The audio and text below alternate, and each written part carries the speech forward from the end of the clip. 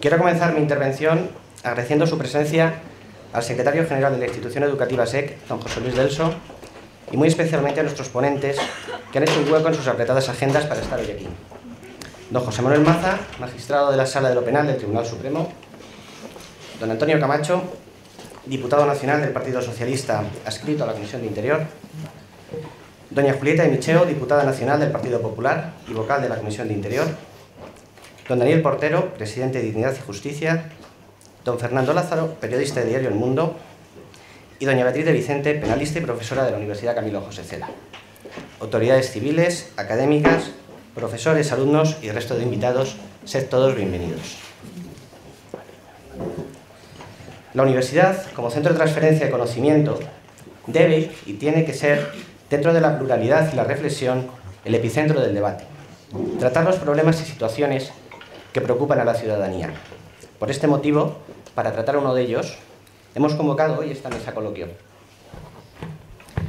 El día 21 de octubre de 2013, el Tribunal Europeo de Derechos Humanos de Estrasburgo decidió rechazar el recurso al gobierno español contra el pronunciamiento a favor de este tribunal en el caso Inés del Río en referencia a la denominada doctrina Parot, que en esencia es una interpretación de la ejecución de las sentencias, puesta en marcha tras el juicio al terrorista Enric Parot. Esta consiste en aplicar la disminución de las penas por estudios o trabajos al total de años de la condena, en lugar de hacerlo respecto al máximo de tiempo que se puede estar en la cárcel en España, como había venido ocurriendo hasta entonces. La Sala del Tribunal de Estrasburgo, presidida por Dean Spillman, consideró que las resoluciones de los tribunales españoles vulneraban el artículo 5 del Convenio Europeo de Derechos Humanos, derecho a la libertad y a la igualdad. La reciente sentencia, la doctrina Parot, ha generado una gran controversia en la sociedad española, casi digna de un esperpento de Valle Inclán. La población ha observado atónita la excarcelación de presos de diversa índole, terroristas, violadores, etc. Hoy estamos aquí para escuchar las opiniones de expertos de diferentes ámbitos, entre otras cosas, por qué y cómo hemos llegado aquí. ¿Fue un error la aplicación de la doctrina Parot? ¿Ha sido una decisión política? ¿Atenta esta sentencia contra el Estado de Derecho? O al menos contra lo que podríamos considerar el estado del sentido común. A todas estas preguntas y otras muchas, que más que seguro nos abordan a todos nosotros, pretendemos dar respuesta en este debate. Por eso ya, sin más dilación, vamos a dar paso a los ponentes. Muchas gracias a todos por vuestra asistencia.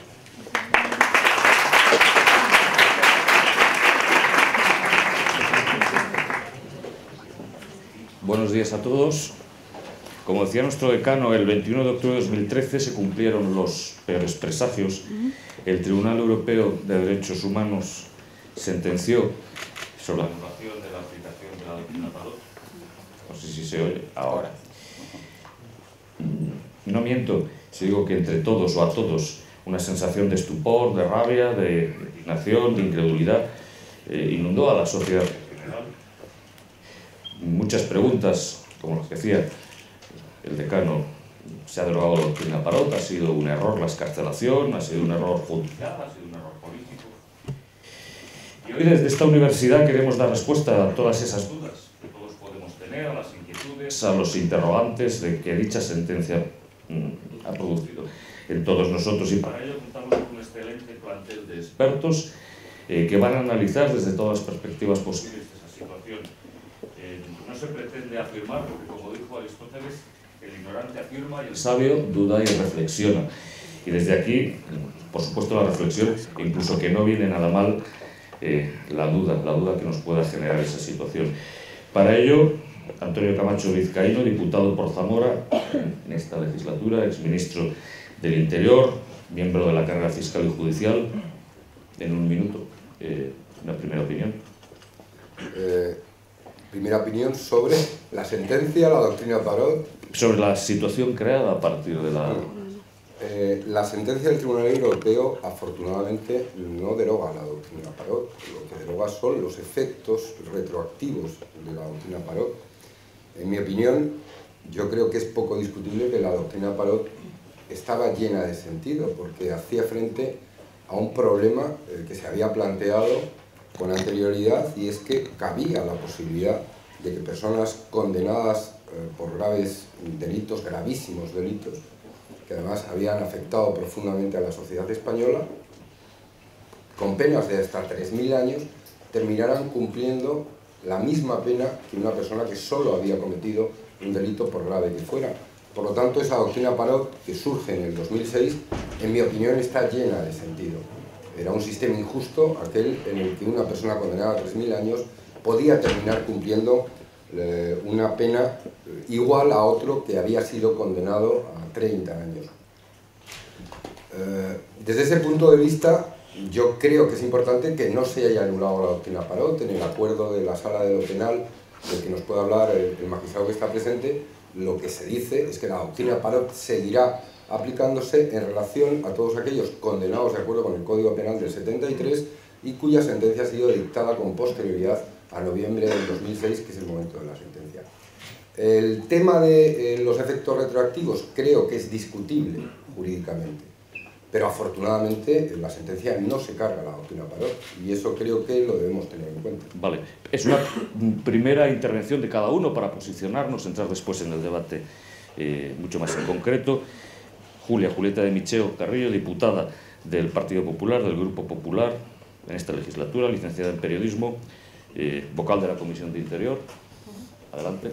Muchas gracias. Bueno, como bien decías, y este tema es transversal y además aquí tenemos juristas que pueden abordarlo desde esa perspectiva, yo me quería centrar en esta primera valoración y también así, abrir un poco el juego. A ver, la doctrina Parot y su derogación, yo creo que no solamente ha conmocionado a la opinión pública por sus implicaciones técnico-jurídicas o técnico-penales, ¿no?, sino que la doctrina va más allá de un debate técnico. Nos plantea además a la opinión pública de los ciudadanos cuestiones como cuál debe ser el castigo de los delitos más graves, en concreto de los terroristas, y si se cumplen o no adecuadamente en España las penas de prisión privativas de libertad.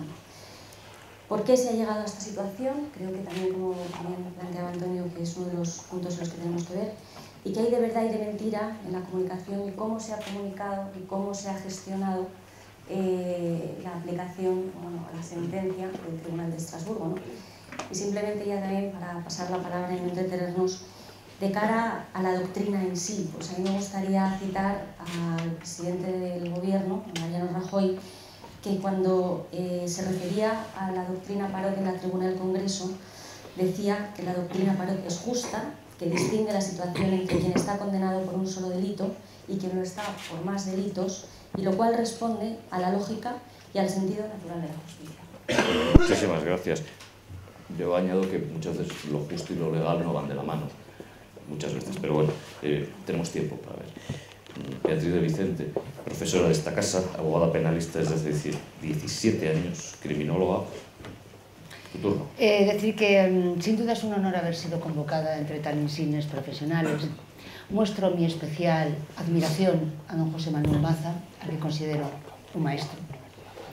Y como alumna sempiterna que yo me siento de esta materia tan compleja que es la jurídica, he de decir que comparto el espíritu que vio nacer este elaborado constructo jurídico que es la doctrina Parot, el cual creo que venía a salvar, por un lado, las deficiencias de un sistema penal que no daba respuesta a la multirreincidencia y a la peligrosidad criminal de determinados sujetos, que intentaba, a su vez, generar una protección frente a la libertad de estos sujetos al entorno social y dar una respuesta eficaz a las víctimas. Si bien, pese a compartir ese espíritu, he de decir que tengo mis dudas. Tengo mis dudas sobre la legalidad de la doctrina Parot. Ni que decir tiene que creo que no va a haber mucha discusión sobre la retroactividad de la misma, por cuanto que siendo restrictiva de derechos es un principio general contemplado en la Constitución española, en el Tribunal del Convenio Europeo de Derechos Humanos, que las leyes desfavorables al reo no han de ser restrictivas. Creo que no vamos a centrar ahí la discusión o el debate, pero sinceramente tengo mis dudas en cuanto al principio de legalidad de la doctrina Parot y a esta capacidad de interpretación de la ley en contra del reo, más allá del tenor literal de la misma. Tendremos tiempo para debatirlo. Por supuesto. No quiero escuchar mucho el estoy de acuerdo. Lo que pretendo profundizar es en no estar de acuerdo. Se posiciona, claro. Y segundo, como una licencia que me tomo, vamos a tratar, evidentemente es en muchos casos casi imposible, de entrar en los menos tecnicismos posibles, llevar el debate a lo que es la propia sociedad. Reitero, yo soy muy pesado. Habrá de entender la sociedad los tecnicismos, don Gonzalo. Habrá de entender la sociedad los tecnicismos. Lo menos de acuerdo posible. El excelentísimo señor don José Manuel Maza, los profesionales del derecho que vamos a decir, menos que levantarnos casi. Sí. No leo el currículum porque vamos con el tiempo muy estricto, entonces sería la hora casi de merendar y continuaría con el currículum. Simplemente, le gusta profesor, que es todo un orgullo. Y mucho más cuando gran parte de mis muchachos están aquí hoy. Solamente decir que en la actualidad es magistrado de la Sala Segunda del Tribunal Supremo desde 2002, ¿es correcto? Pues iba a decir que le doy la palabra, me da un poco de... Pues, normalmente me da de No, al revés. Vale. Bueno, pues ante todo, buenos días a todos, muchísimas gracias por estar aquí después de estas generosas palabras de vosotros dos. No son más que, no supone más que un acto de publicidad engañosa proveniente de que me tiene mucho afecto, o sea, aquí Sinceras, en esa consideración.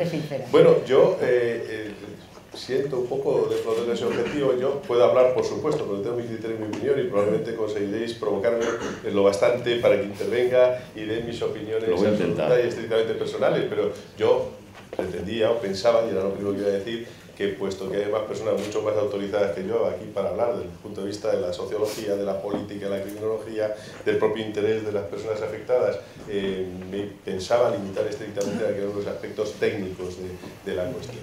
Ya se ha dicho por Antonio, me alegro mucho porque estoy reunido, casi todos conocía, y Antonio compartió conmigo bastantes años en la Audiencia Provincial de Madrid, y era un excelente profesional, una pena que se pasase a la política, pero bueno, la política le ha ganado y era un fiscal fantástico, ¿verdad? Y agradezco mucho tener oportunidad de ver después de tanto tiempo. Bien, ya él lo ha dicho ya claramente, lo habéis repetido todos, realmente la doctrina Parot no ha sido derogada como tal. La llamada doctrina Parot, que alguien ha dicho, y este señor, pobrecito, ¿qué culpa tiene? Si no era su doctrina, atención, él no ha hecho esta doctrina. Pues la doctrina Parot, aplicada en este caso concreto, ahí está vigente, porque pasó el filato del Tribunal Constitucional Español y luego del Tribunal Europeo de Derechos Humanos como tal doctrina. El tema es, como se ha dicho también, la aplicación. Si esa aplicación o la aplicación que veníamos haciendo, interpretando mi sala, es correcta o no. La que veníamos haciendo, por una decisión mayoritaria, una sentencia en el año 2006, que es la que establece la doctrina, mayoritaria, 12 votos frente a 3 dignísimos votos particulares que hicieron 3 compañeros, y 12 yo estaba en la mayoría que sentamos esa doctrina. Como no hay tiempo y es meramente la presentación, no entro en más cuestiones, pero sí dejar claro esto: la doctrina está ahí, permanece, incluso ahora con una confirmación incluso de estricta legalidad, y lo que sí que se ha referido la sentencia, que por cierto, también esto tengo que decirlo de entrada, si vamos a mirar, la sentencia de Estrasburgo ha supuesto, ha sido mucho más lo que ha salido a la opinión pública y el debate que lo que de hecho ha supuesto, porque eran señores, sujetos, personas condenados que iban a tener que salir en poco tiempo después. Es aplicable a pocos casos, como se ha dicho el contenido de nuestro acuerdo. Nuestro acuerdo, el consecuente a la sentencia del Tribunal Europeo de Derechos Humanos, y aquí lo tengo y si hace falta lo leeré literalmente, se refiere solamente a aquellos supuestos de condenas anteriores al año 2006 en los cuales se haya entendido que era más favorable la aplicación del Código de 73 que la del 95, y que en virtud de eso están todavía cumpliendo condena. Hechos que se juzgaron con la vigencia del Código del 73. Es decir, lo digo así, son en ocasiones días, en ocasiones meses, y en alguna ocasión es cierto que algo más, la diferencia entre doctrina Parot y lo que al final ha sucedido. Esto creo que lo tengamos que tener presente. Otra cosa es el valor simbólico que esto tenga, insisto, la trascendencia pública, lo que a las víctimas les haya podido doler, perder esos días o semanas o meses de ver cumplidas las penas, pero la trascendencia, yo les aseguro que no es tanta, ni mucho menos en la realidad de los días que, digamos, que se han ahorrado de cumplir estas personas. Si hay alguien, todos en general, pero si hay alguien en particular especializado en temas de seguridad, terrorismo, investigación, lleva más de 20 años informando en primera línea de batalla. No sé a quién te refieres. Yo tampoco. Es don Fernando Lázaro Fernández, periodista del Mundo, al que yo por lo menos tengo el privilegio de leerle todas las mañanas. Adelante. Muchas gracias. primero agradecer a la universidad que me haya brindado la oportunidad de sentarme en una mesa en la que me siento un poco un bicho raro, ¿no? Porque con tanta autoridad aquí, pues dices, bueno, un periodista que va a aportar. Bueno, yo voy a intentar, lógicamente no me voy a meter en el charco, habiendo lo que hay aquí, de hablar de artículos del Código Penal ni de la legislación internacional, ni mucho menos, ¿no? Pero sí me gustaría poner sobre la mesa una duda que yo creo que está en la opinión pública, ¿no? Y la opinión pública es también la publicada, y es hasta qué punto había voluntad política en el Estado de sacar adelante, de que Estrasburgo no nos hiciera un favor, entre comillas, tumbándonos la retroactividad de la doctrina Parot. Y por contextualizar, cuando se produce esta primera actuación de Europa, la primera porque ya en la segunda ya es la definitiva y ese recurso está perdido de antemano prácticamente con rotundidad, pero en la primera es donde había que haber dado la batalla, y la pregunta que se hace a la opinión pública, y yo intento trasladarla sobre la mesa, es si de verdad había una voluntad de llevar a cabo y ganar esa batalla y volver a mantenerlos durante X años más a estos presos de ETA, los más sanguinarios de ETA, porque contextualizando el hecho, esto se produce cuando el Estado, el gobierno de la época estaba negociando con ETA. Y hay una duda razonable, y que yo creo que está en el ambiente, es si luego además eso queda reflejado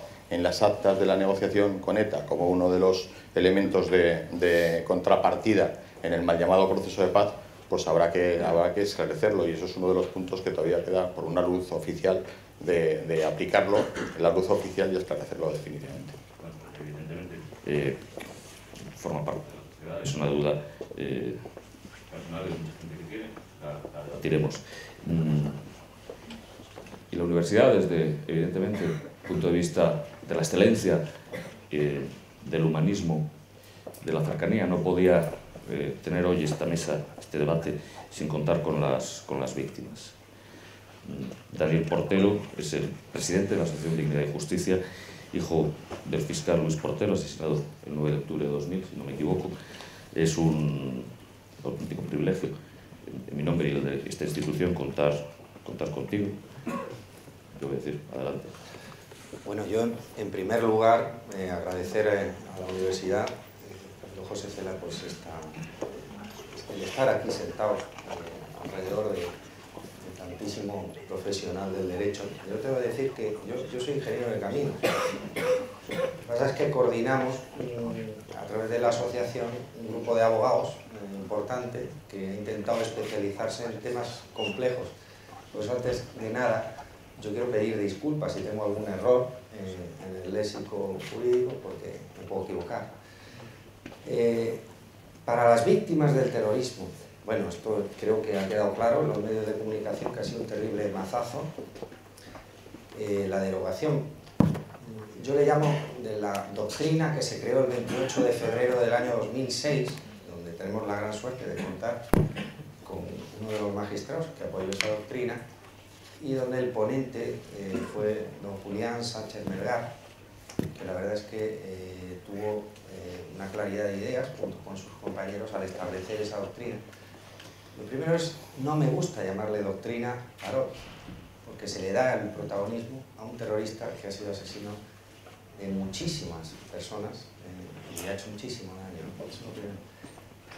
Luego, por otro lado, decir que empezamos mal ya,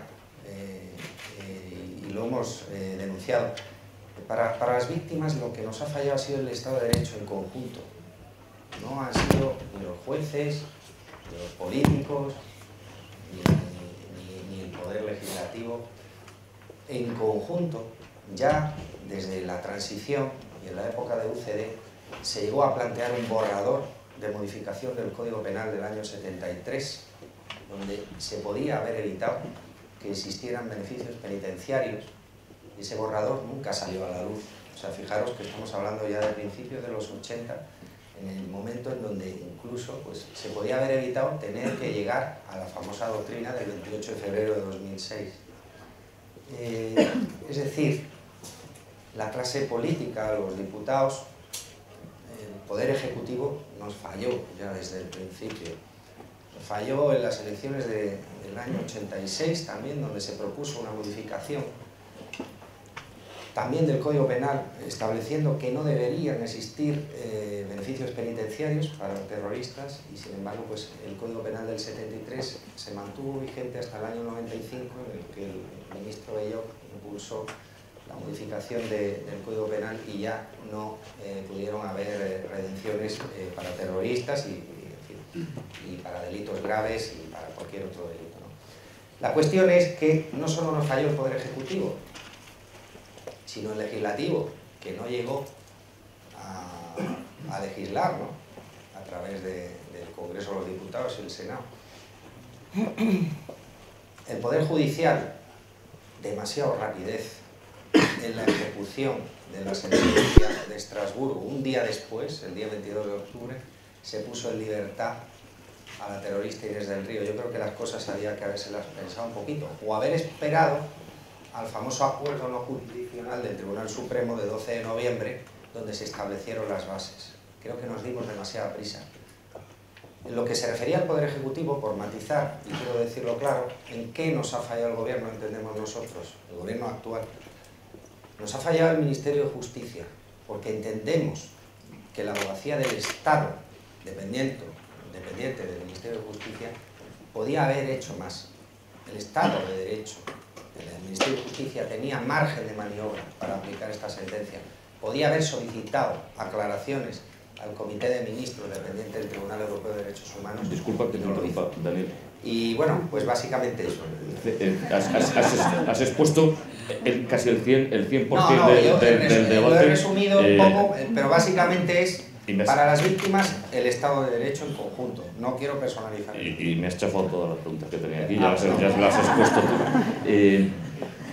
Señores, las del decano de la facultad, las que yo he expuesto, las que Daniel ha lanzado sobre la mesa, tenemos las cartas encima de la mesa, cojan, barajen, descártense de las que quieran. Este es un debate libre, plural, polémico, espero, y si no ya trataré de que así lo sea.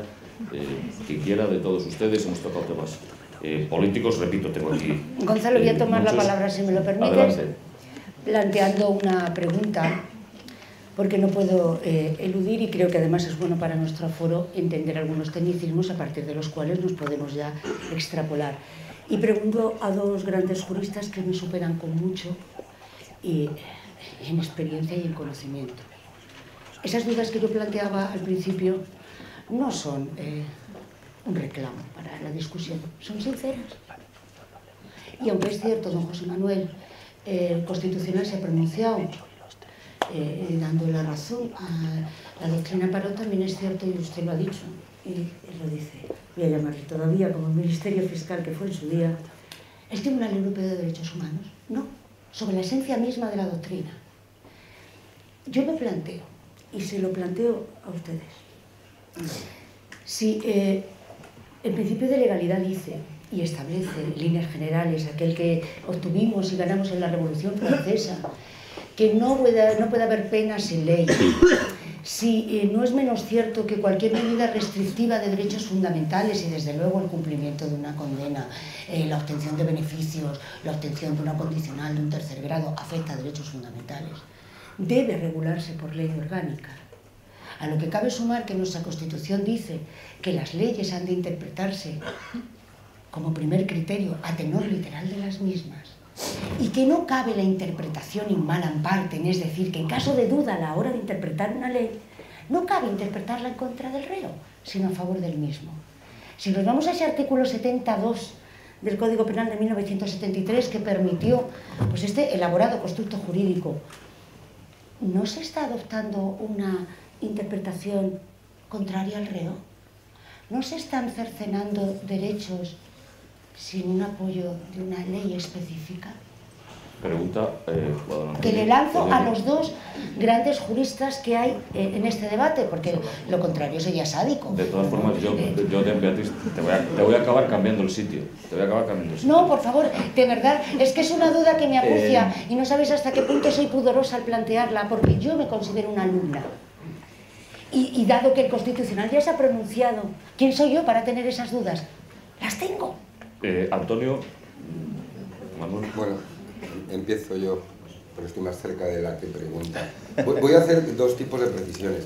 Yo creo que debemos dejar claro que el problema que se plantea en relación a la doctrina Parot es un problema que solo aparece en relación a aquellos que habían sido condenados conforme al Código Penal del 73. No debemos olvidar que el Poder Legislativo aprueba un Código Penal del 95 que termina con el problema en la medida en que hace desaparecer las redenciones de pena por el trabajo, que implicaban que cada 2 días de trabajo se tenía por un día de cumplimiento. Ese problema desaparece ahí, por lo tanto el problema es de aquellos que son condenados de acuerdo con el Código Penal del 73. Y luego una segunda precisión en relación a la posición de los gobiernos que plantea Fernando desde su visión periodística de la cuestión. Yo creo que la sentencia, la inicial sentencia, es de julio del 2012, la sentencia que luego se recurre ante la Gran Sala, que dicta sentencia en el 2013.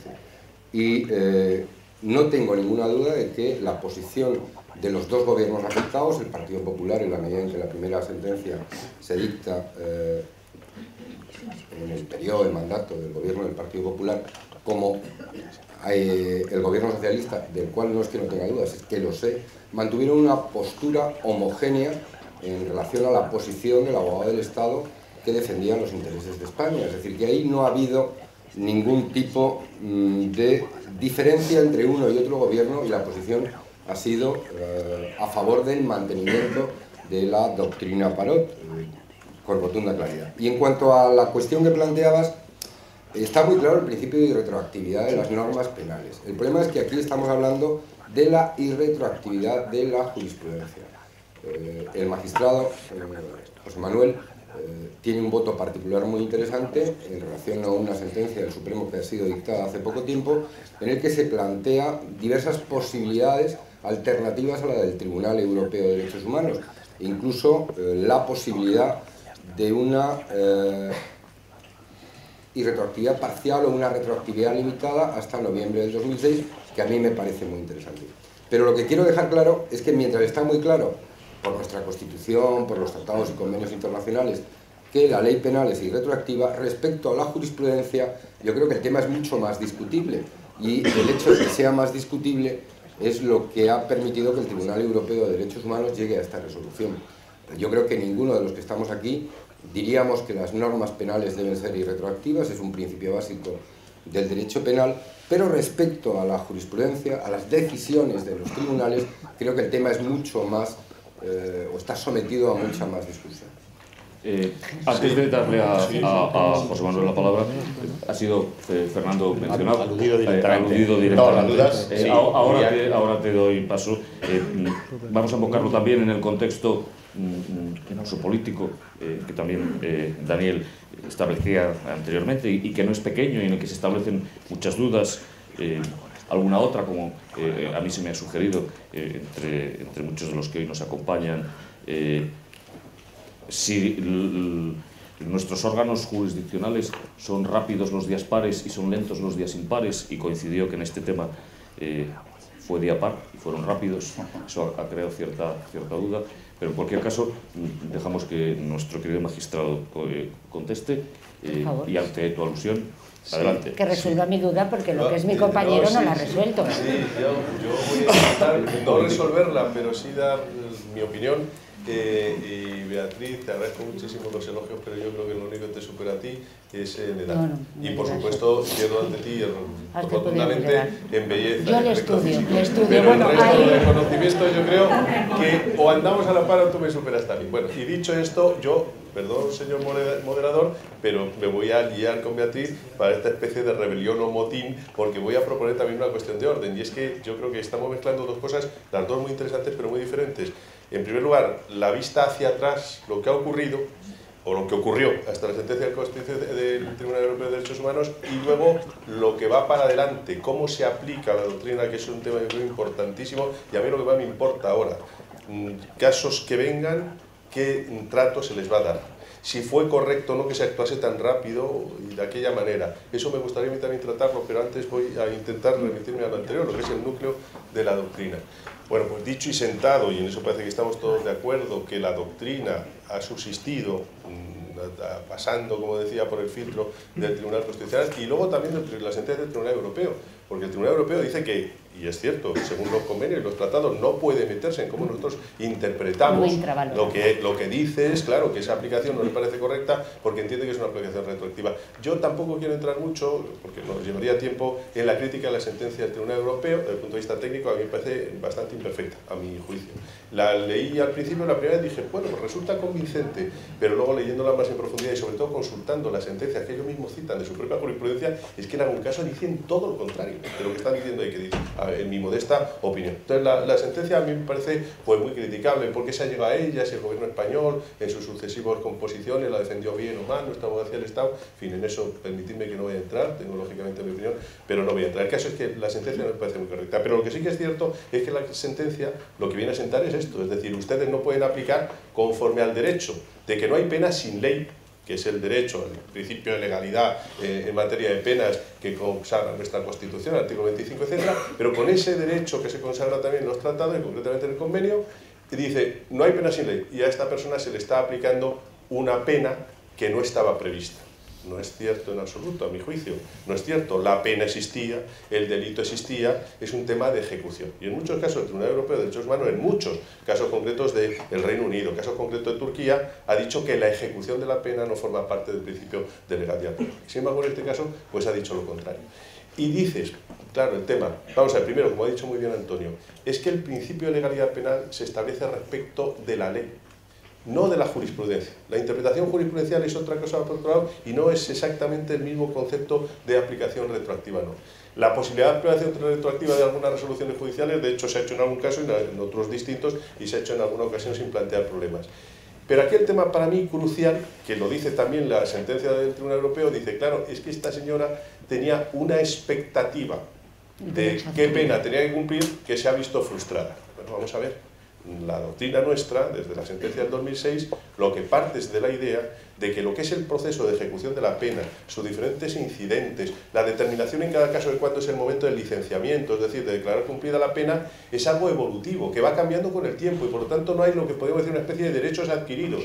Y que cuando se produce nuestra sentencia el año 2006, la gente que está cumpliendo en prisión y que en principio es cierto que por una práctica, que no por una doctrina jurisprudencial, que es otra cosa también que es importante dejar sentado. Nuestra sentencia del 2006 no rectifica ninguna jurisprudencia anterior de la Sala, rectifica una práctica que venía haciéndose. Solo hay una sentencia del 94 que podríamos decir que es contraria a la sentencia del 2006. Pero claro, una sentencia, como sabemos, por el artículo 1.6 del Código Civil no genera jurisprudencia. Solamente hay esa sentencia del 94 y hay otras varias que sin abordar el problema directamente van en la misma línea de nuestra sentencia del 2006. Por lo tanto, nosotros lo que hacemos es pronunciarnos sobre un tema en el que no hay doctrina precedente, no estamos cambiando doctrina, solamente una práctica de instituciones penitenciarias a la hora de hacer las liquidaciones de condena y estamos introduciendo un nuevo criterio. A partir de ese momento, en una cuestión dinámica que no está sentada ni totalmente decidida, pues creíamos, y yo sigo creyendo, que nos es perfectamente posible llegar a este tipo de interpretación sin que ello suponga aplicación retroactiva. Perdone, porque no se aplicará en una situación anterior, sino, como digo... ¿No se considera extinguida el resto de la condena por encima del límite máximo?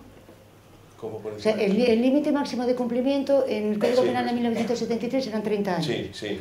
¿No se consideraba extinguida el resto de la condena que hubiera sido impuesta por encima de ese límite? No extinguida. Se considera que ese es el límite máximo de cumplimiento, pero no extinguida. Ese es el límite máximo de cumplimiento y yo creo que la interpretación, y esto ya sería la propia doctrina, o sea, la propia doctrina me parece, es más, yo puedo decir que en el año con Antonio, no sé, porque nos veíamos menos, pero mis compañeros de allí de la Audiencia Provincial, yo estuve 14 años presidiendo la sección primera de la Audiencia Provincial de Madrid y mis compañeros podían dar testimonio fiel de lo que estoy diciendo. Yo ya, en la Audiencia Provincial de Madrid, desde el año 88 al 2002, cada vez que surgía este tema decía, esto es una barbaridad, esto es una barbaridad.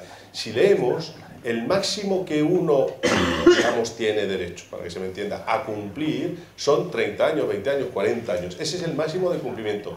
Pero no rebajemos de ahí para que cumpla menos. Lo suyo es que ha sido condenado a 500 años y nunca jamás puede cumplir más de 30. Pero lo sensato yo creo que era lo que luego fue la doctrina Parot, rebajar de los ¿Y no lo consideran una interpretación en contra de Vamos a ir dando un pasito. No, era mi última pregunta. No, en contra del reo no. Es efectivamente en contra de los intereses del reo, pero no significa que en una alternativa dudosa estés optando por lo que perjudica al reo. No, claro, por supuesto que es una interpretación más desfavorable, diría yo, no en contra, más desfavorable para el reo, claro. Si no, no protestaría el reo. Bien, una primera, creo que fundamental conclusión a la que llegamos, y lo digo a la de un periodista, es que todavía esta mañana, y como yo, seguro que muchos de ustedes hemos escuchado en la radio referente a este tema, abro y cierro comillas, después de la derogación de la doctrina Parot, y creo que en este momento podemos concluir que es un titular absolutamente falso, es decir, la doctrina Parot no ha sido derogada. De hecho, hace 3 semanas, me parece que hoy hace 3 semanas, sentenció la Audiencia Nacional a un comando navarro, me parece, conforme a la doctrina Parot. Por lo tanto, creo que si vamos cerrando cuestiones, esta sería, ¿me permites? Una de las primeras. Te lo tenía prometido. Por eso. Te pongo en pista. Me piden aquí dos aviones despegar. Espera un segundo. Sí, dos brochazos, sí, un poco en la línea de lo que apuntaba Antonio, y que el posicionamiento de los abogados del Estado, naturalmente, esto está fuera de duda, tanto de un gobierno como de otro. Ahora, en Europa, donde se juega, yo lo hablo desde el plano periodístico, lógicamente la jurisprudencia y los tribunales se mueven en otra línea, y yo me puedo permitir un poco de osadía en mi intervención.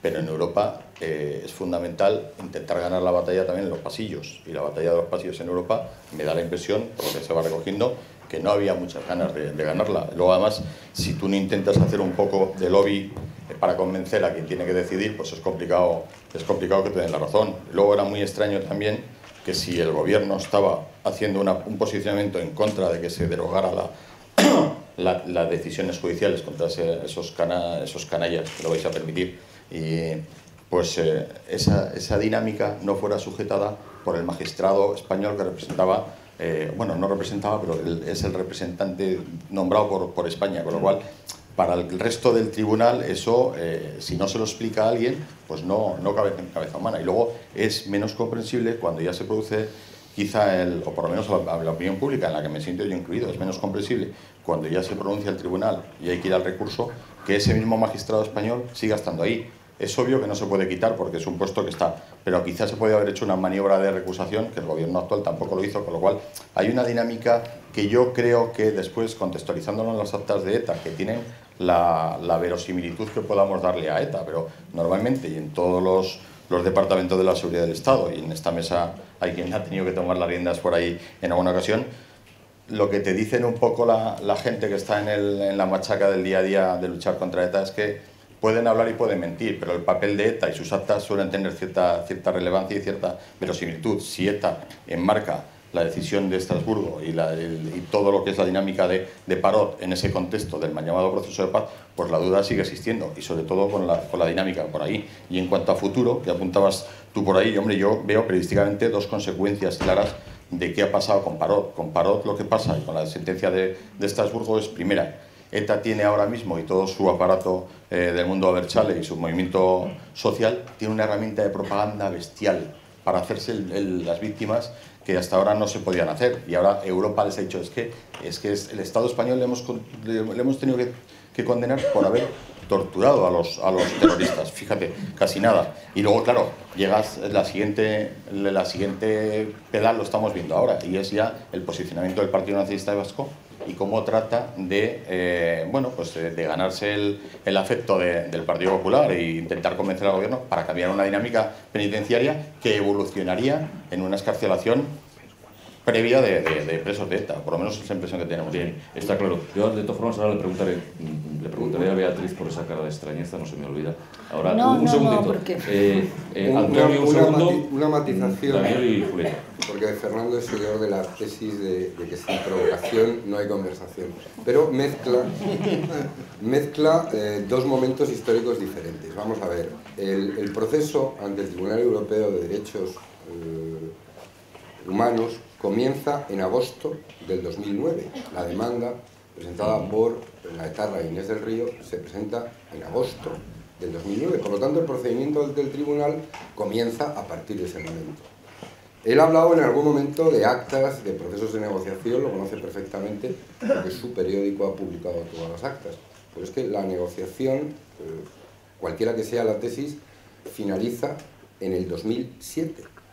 Es decir, el atentado de la T4 se produce en el mes de enero del 2007 y ETA rompe su alto el fuego exactamente el 5 de junio del 2007. Por lo tanto, hablar de actas que en todo caso son anteriores al 2007 e intentar vincularlas con un procedimiento ante el Tribunal Europeo de Derechos Humanos que comienza en agosto del 2009, desde el punto de vista periodístico, pues a lo mejor es admisible, pero desde el punto de vista de la realidad no puedes mezclar una cosa con otra cuando ETA rompe... pero ETA rompe el alto el fuego en junio del 2007, 2 años y 4 meses antes de que se produzca la interposición de la demanda ante el Tribunal Europeo de Derechos Humanos por la etarra Inés Herrero. Por lo tanto, una cosa no tiene que ver con la otra. Y desde el punto de vista, yo no tengo ninguna duda de que el Estado, y no lo del gobierno, el Estado, como ente que administra los intereses colectivos, ha hecho todo lo posible para seguir manteniendo la doctrina Parot a lo largo del procedimiento en primera instancia, que termina en julio del 2012, como posteriormente en la apelación o elevación de la cuestión a la Gran Sala, que resuelve en octubre del 2013. Por lo tanto, es desconocer los tribunales pensar que en los pasillos tú puedes solucionar las cuestiones que han de resolver los magistrados. Hombre, yo he estado cerca de los tribunales que deciden, no del Tribunal Europeo, no tengo ninguna experiencia, pero me sorprendería muy mucho que las cosas se cambiaran en los pasillos y me sorprendería muy mucho que en una sala compuesta por más de una decena de magistrados, la posición de un magistrado pudiera llegar a tener el peso de cambiar el sentido de la resolución de los... Antonio, no se trata de cambiar tanto como de hacer una labor pedagógica. Y esa labor pedagógica, y perdona que te haya hecho esta interrupción, tú sabes mejor que yo que la izquierda de Berchale aprovecha Europa como escaparate y ha conseguido meter por ahí mensajes y lo hemos sufrido. Lo sé mucho mejor que tú, porque me he dedicado durante mucho tiempo a parar todos esos mensajes en organismos internacionales e incluso en algunos países. De todas formas, por lo cual has tenido que hacer pedagogía en Europa. Sí, para hacer eso. Vale. Esa es una faceta del debate que no quiero olvidar. Quiero entrar un poco más tarde. Me había pedido la palabra Daniel y luego Julieta. También quiero dejar en el aire y que entre quien considere si puede haber habido por parte del Estado una negación a cumplir o a ejecutar la sentencia y qué efectos hubiera producido, como hay algún caso, por ejemplo, en Gran Bretaña, que ante una sentencia del Tribunal Europeo se negaron a cumplirla. Y el segundo, que pivota un poco, sobre todo en esta última intervención de Antonio y Fernando, si se está siguiendo una hoja de ruta. Si se está siguiendo una hoja de ruta, no es un debate puramente jurídico, pero creo que por lo menos es bastante interesante. También hay que recordar que no solo han sido miembros de ETA los que han sido excarcelados a partir de esta sentencia que solo habla de Inés del Río y no del resto, sino que múltiples delincuentes de la peor calaña también han seguido la senda de la libertad que ellos en su momento quitaron. Pero no quiero extenderlo más. También, Julieta. No, yo al hilo de lo que comentaban Antonio y José Manuel, la sentencia de Estrasburgo, y yo creo, lo voy a intentar explicar con palabras llanas, se basa en el caso Kokinakis contra Grecia, en donde de alguna forma se aunan lo que es la ley y la jurisprudencia para hacer un todo uno, ¿sí? Y entender que el principio retroactivo, que de alguna forma se derogaba, era, digamos, como un todo uno indisoluble, ¿no? Entonces, ¿qué ocurre? Que el Tribunal Europeo de Derechos Humanos, utilizando la palabra en inglés de law, de leyes, entendía que la ley aglutinaba tanto lo que eran las normas de aplicación del Código Penal como lo que era la propia jurisprudencia, ¿no? Como bien ellos han comentado, en España, digamos, el principio básico es la ley, de cara a lo que es la ejecución de las sentencias y el dictar sentencias, pero digamos, la ley interpretada por el artículo 7 del Convenio Europeo de Derechos Humanos, en España debería ser aplicable exclusivamente a la calidad de la ley del Código Penal, no de la jurisprudencia. Y sin embargo Europa lo juntó todo, juntó lo que era la jurisprudencia con la ley. ¿Por qué? Porque eso en algunos países, miembros del Convenio Europeo, que han firmado el Convenio Europeo y que forman parte del Tribunal Europeo de Derechos Humanos y son susceptibles de aplicación de esa sentencia, se rigen precisamente por el principio de que la jurisprudencia crea ley, como es el derecho anglosajón. En Inglaterra, en Gran Bretaña, la jurisprudencia crea ley, pero en España no es así. La ley va por un lado y la jurisprudencia por otro. La jurisprudencia te ayuda a interpretar. José Manuel lo sabe eso perfectamente. Entonces, aquí hubo un problema de que nos metieron en el saco del principio del todo uno, es decir, ley y jurisprudencia juntos, y por tanto, como la doctrina del 28 de febrero se trataba de si la calidad de la ley afectaba también a la jurisprudencia, a la aplicación de la jurisprudencia, ellos entendieron que sí, porque entendían en el Tribunal Europeo que la jurisprudencia formaba parte de ese todo uno. Error total, porque no conocen el derecho español. Porque la abogacía del Estado, el día 20 de marzo, tenía que haber explicado eso. Tenía que haber explicado que la ley va por un lado y la jurisprudencia por otro. Punto básico en la exposición que no se hizo. Otro punto muy importante, no es lo mismo hablar en español que en inglés o en francés. Y la exposición se hizo en español y la traducción, yo lo entendí perfectamente, no recogía todo lo que la abogacía del Estado estaba intentando transmitir. O sea, fijaros eso, lo importante que hubiera sido que esa exposición hubiera sido en inglés o en francés para transmitir más claramente esos conceptos. Muy importante. Yo creo que hubo un problema de comunicación. Eso, fijaros lo importante. Por otro lado, la abogacía del Estado. Claro que podía haber hecho más la abogacía del Estado. El artículo 46 del Convenio Europeo de Derechos Humanos, el párrafo tercero, te da la posibilidad de interpretar las sentencias, cuando en este caso, la sentencia Inés del Río, se trataba de una medida individual. El problema es que nosotros, de Dignidad y Justicia, puso una queja contra el defensor del pueblo, precisamente para ver que el mecanismo global no había funcionado correctamente. Y una de las respuestas de la abogacía del Estado, a través del secretario de Estado de Justicia, fue que lo que no podía era preguntar al Comité de Ministros si esa aplicación individual se podía hacer extensiva a los demás, el principio ergo omnes, parece que es. ¿Por qué? Porque si no, lo que haría sería provocar la salida de todos ellos. Entonces, la justificación que utiliza la abogacía del Estado es: yo no consulto al Comité de Ministros porque si no puedo provocar que me digan que sí y es de aplicación global. No. Punto 1. En Estrasburgo existen lo que son los casos pilotos. Los casos pilotos son de aplicación global a varios casos, que son similares. Y esta sentencia de Estrasburgo no era un caso piloto. En la abogacía del Estado, el Ministerio de Justicia podía haber hecho más. Punto 2. ¿Por qué el día 25 de octubre, esto lo sé de memoria porque lo tengo grabado a fuego, donde se escarcela por la derogación de la doctrina del 28 de febrero de 2006 a José Antonio Píriz, un viernes fue, 25 de octubre, 3 días después de poner en libertad a Inés del Río Prada? ¿Por qué la abogacía del Estado, a partir de ese momento, no decide consultar al Comité de Ministros?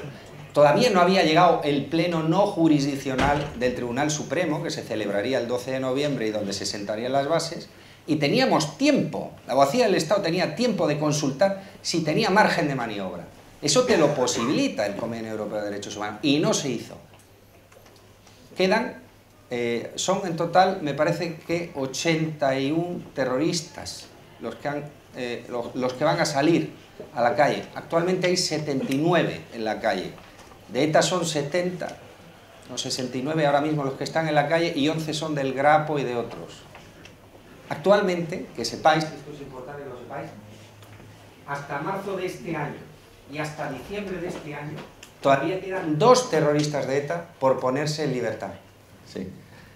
¿Por qué no se les, por qué la abogacía del Estado, aunque tiene tiempo, por qué no pide información al Comité de Ministros? ¿Por qué no pide una aclaración de la sentencia si eso te lo posibilita el Convenio Europeo de Derechos Humanos? O sea, todavía hay margen de maniobra del Estado. ¿Y quién tiene ese margen de maniobra? La abogacía del Estado. Los tribunales ya han establecido de alguna forma el cauce, pero yo entiendo que si la abogacía del Estado hubiera marcado la pauta, los tribunales hubieran actuado de otra manera. Por último, no quiero extenderme más porque, bueno, la verdad es que habría tantas cosas que hablar, pero respecto a lo que comentaba Fernando con Antonio, a ver, es cierto que se rompe la tregua el 5 de junio del año 2007 y no hay una vinculación directa entre lo que es el comienzo y la demanda en Estrasburgo en el año 2009. Pero, por lo menos, algunos tenemos constancia por procedimientos judiciales de que el Partido Socialista en Euskadi continuó las conversaciones con ETA después de esa ruptura.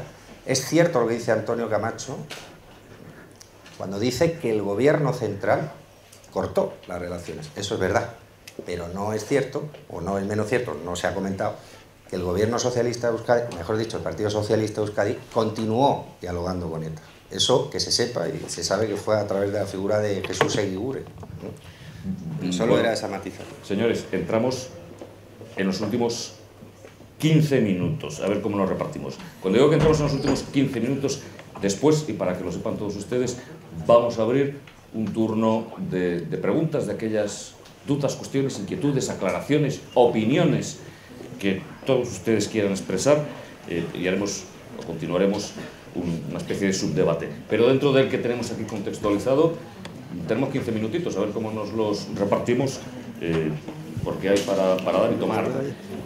Julieta, me da la palabra. A ver, yo solamente, sin abrir melones nuevos, porque entonces ya nos vamos a complicar, pero como han ido saliendo cosas, sí que me gustaría hacer algún matiz. El primero, don José Manuel, cuando ha dicho que es una pena que Antonio Camacho se haya pasado a la política, aquí voy a hacer una autocuña. Ojalá ahora mismo los mejores, y si aquí nos escuchan algunos brillantes, se quieran dedicar a la política, porque esa es una de las crisis que tenemos. Proselitismo. Si todos se van a la política, los demás van a quedar con la cara cortina. Antonio Camacho, con buenos currículas. De todas formas decías, alumnos de aquí, si son brillantes, yo esa duda sobraba. Pues animamos a que de verdad quien quiera, necesitamos ahora mismo muy buenas cabezas, ¿verdad?, que quieran dedicarse a esto y prestigiar esta vocación de servicio que tenemos los políticos. Segunda idea, que también abro y cierro. A ver, me parece muy interesante la figura de Dani aquí, porque durante 35 años las víctimas quizá han sido las olvidadas de todo este debate. Y ahora, pues esta tendencia más moderna de la ciencia penal y la victimología, pues es que vemos que su voz es indispensable. Y muchas veces además las víctimas plantean un debate y nos sacan a todos del nivel en el que estamos, en el que nos posicionamos, obligándonos a ver las cosas y a explicar las cosas de otra forma, porque son las grandes damnificadas, ¿no? Pero bueno, no me quiero ir del debate, que estaba además en una posición muy profunda, pero sí que me gustaría, y como miembro del Partido Popular, ante las cosas que también han ido saliendo y la posición del gobierno y su posición, bueno, lo ha defendido muy bien Antonio Camacho, y también a lo que decía Fernando, ¿no? Bueno, pues algo habrá hecho bien la abogacía del Estado y el gobierno a través de la abogacía y la fiscalía cuando consiguió que el segundo recurso entrara en la gran sala, cuando sabemos que no llega a un 5%, me parece, ¿no?, los recursos que se admiten, y por tanto ya hay una voluntad y por supuesto un interés en llegar hasta el fondo, ¿no? También decía Dani, ¿qué hubiera pasado si se hubiera hecho la intervención en inglés o en francés? Creo que uno de los argumentos, y Dani, que tú estuviste allí lo podrás decir mejor, pero que planteaba el abogado del Estado que lo defendió, y que creo que eso no hace falta que te lo digan en muchos idiomas, es una pregunta básica, ¿no? ¿Es lo mismo haber cometido 300, 210, un asesinato? O sea que sí que es verdad que hay muchos matices, sí que es verdad que se pueden hacer las cosas de muchas maneras, pero que la esencia, si se transmite, aquí, aparte de los matices, se puede llegar al fondo de una manera muy recta, ¿no? Y luego, sin que el moderador, y si no lo podemos dejar para el final, porque sí que es verdad que salirnos, yo creo que a mí, desde mi punto de vista, desde el Partido Popular y desde el Gobierno, sí que me parece interesante, y en relación a las hojas de ruta, todo lo que puede ir saliendo, que tras el fallo del tribunal esto no ha supuesto de ningún modo modificar ni la política penitenciaria ni la política antiterrorista, y de hecho ha supuesto como una de las consecuencias también el que el legislativo está teniendo que recurrir a modificaciones tras situaciones que se nos han creado, como que se pidiera también desde Estrasburgo que se indemnizara con 30.000 euros a Inés del Río una vez que se pone en la calle. Y bueno, pues esto está llevando a que se revisen también los subsidios de excarcelación, pero como quedaba muy poquito, no quiero yo aquí salirme del tema. Don José Manuel Estanes. Aparte de que le dejé, yo hace un ratito he lanzado una pregunta, esa es mía y soy muy caprichoso, mucho capricho en que alguien me conteste. La obligatoriedad. Más que la obligatoriedad, la lentitud y la rapidez. Sí, yo, a ver si soy muy breve. 3 cositas. Primero, respecto a lo que has comentado de la presencia de las víctimas en la política criminal, yo es que discrepo mucho esa postura, pero daría lugar a otro debate. De hecho, yo creo que fue la última vez que estuve aquí, en esta sala, creo que hablé precisamente sobre ese tema, era el tema de mi intervención. Pero bueno, eso daría, lo cual no quita que la presencia de Daniel, por supuesto, es fundamental, y la presencia de las víctimas, y en un foro como este me parece importantísimo, casi el protagonismo es fundamental. Eso en primer lugar. En segundo lugar, lo que habéis dicho del tema de cómo la sentencia se podía haber hecho más o menos la abogación del Estado, etc. Yo no voy a entrar en juicio de intenciones, por supuesto, ni en cuestiones políticas que no se me alcanzan, ¿verdad? Pero lo que sí que voy a decir es que yo y mi sala, y yo creo que incluso algún compañero también del Tribunal Constitucional, nos hemos sentido, si cabe esta expresión en este caso, no bien defendidos. Y ya probablemente, porque no se ha podido hacer de otra manera, pero no bien defendido. Lo que ha dicho Daniel es muy clarísimo, que había muchos motivos, y yo creo que incluso otros más, para que se hubiera realizado esa labor pedagógica. La sentencia del Tribunal Europeo, si la lees, y si evitas cualquier tipo de consideración de mala intención, dices, se han equivocado, no han entendido efectivamente lo que es nuestro sistema, nuestra legislación, no han entendido la propia doctrina Parot. Yo creo que se les ha explicado mal. Pero claro, yo también diría una cosa, no es solamente tema, siento decirlo, pero es así, no es solamente cuestión de la abogacía del Estado, es cuestión del juez español que está allí. Porque claro, el juez español que está allí, y vuelvo a decir, que no hago juicio de intenciones, y seguro que lo habrá, yo además le conozco personalmente y le tengo aprecio, pero yo creo que no ha sabido hacerlo por una razón, porque en este tipo de tribunal, que es muy especial, que es muy distinto del nuestro, y ahí, Antonio, sí que te digo, claro, que lo de los pasillos, yo no he estado nunca, he estado de visita nada más en el Tribunal de Estrasburgo, pero yo me imagino que ahí los pasillos funcionan de diferente manera aquí, bueno, pues por la composición lógica que tiene, ahí es muy importante la figura del juez nacional. Fíjate, tan importante que algo que a mí, cuando me enteré, me sorprendió, y es que un juez que ha estado en la sentencia a distancia, luego está en la Cámara de Apelación, en la Sala de Apelación, eso en España, y en otros sería inconcebible porque está totalmente contaminado. Es que allí esto se establece, además con gran protesta, por cierto, los ingleses, que son mucho más finos que nosotros sin duda en estos temas, y se opusieron mucho. Pero sin embargo, incluso, ¿por qué? Porque les interesaba a todos que el juez nacional pudiera explicar, y en parte, digamos, defender la doctrina que se estaba cuestionando en su propio país, por la trascendencia política que estamos diciendo que tiene, de que ahora se utilice como arma. Estamos ante una sentencia de una dimensión muy distinta a las sentencias nacionales. Entonces, claro, ahí yo creo que el juez español no se lo explicó bien. Yo no digo, alguna prensa he leído, y quizá mi buen amigo también de tantos años, Fernando, y que tanto leo y tanto admiro, he leído que incluso hasta una posible intención en todo lo contrario, en criticar nuestra doctrina. Yo no lo sé, y eso no me atrevo a afirmarlo, pero lo que sí que es cierto es que yo creo que ha faltado esa labor pedagógica, y que él sí estaba, y además en la gran sala, en la sala de apelación, era precisamente para eso, por lo menos para explicar, ya no digo ni defender, para explicar. Y yo creo que la sentencia se ve que no la han entendido bien por la razón que sea. Eso es segunda cuestión. Y tercera y última, y ya con esto no intervendré más porque se acaba el tiempo, porque me hagan alguna pregunta. Tercera y última, que era lo que yo vine aquí diciendo que me importaba más que nada, y es pensar en el futuro. Y el futuro pasa por lo siguiente. ¿Había que cumplir la sentencia de Estrasburgo? A mí me ver, por supuesto que sí. Que no la cumplan otros. Miren, nosotros estamos en US Club y nosotros tenemos que cumplir las resoluciones. La sentencia de Inés del Río, su alcance era el alcance de un caso concreto, no de la generalidad. Tercero, ¿ese alcance concreto había que haberlo puesto en libertad tan deprisa y como se la puso? Probablemente no, pero a lo mejor por cuestión de un día o 2 días, porque a lo mejor lo lógico era no haber simplemente aplicado noticias de prensa y haber esperado la comunicación oficial, esa traducción que se hizo tan apresurada, pero vamos, yo creo que eso es una cuestión menor. Había que poner en libertad, el tribunal dice en su sentencia que lo antes posible, incluso el Estado la tiene que indemnizar por cada día que pasa, no me preocupa demasiado. Sí me preocupa, y el voto particular al que ha mencionado Antonio, que te lo agradezco, además te agradezco sobre todo que sigas mis votos particulares, de verdad que sí, que me has conmovido. Palabra de honor, porque tú tienes otras ocupaciones mucho más importantes como para leer mis votos particulares, y te lo agradezco muchísimo. Estuvieras de acuerdo o no, además incluso lo has hecho en términos elogiosos, pero aunque no estuviera de acuerdo te lo agradezco infinitamente. En ese voto particular, entre otras cosas, claro, lo que se plantea, que es lo que nos planteamos cuando este acuerdo se adoptó, este que se ha dicho, del año 2000, bueno, tengo aquí la fecha, no recuerdo de memoria, ahí lo que se planteaba es, bueno, ¿qué va a pasar a partir de ahora? Primero, la doctrina del Tribunal Europeo de Derechos Humanos la vamos a aceptar y aplicar aquí ya directamente, sin más digestión. Si se hace así, ¿a través de qué mecanismo? Porque es que hay un problema aquí gravísimo, además de seguridad jurídica y de todo lo que se quiera decir, y es la intangibilidad de las resoluciones judiciales. Aquí hay casos en los cuales la audiencia, o el juzgado penal, o que fuera, ha dicho A, ha llegado al Tribunal Supremo y ha dicho B, y ha llegado al Tribunal Constitucional y ha dicho de acuerdo en B. Y hay todas estas sentencias.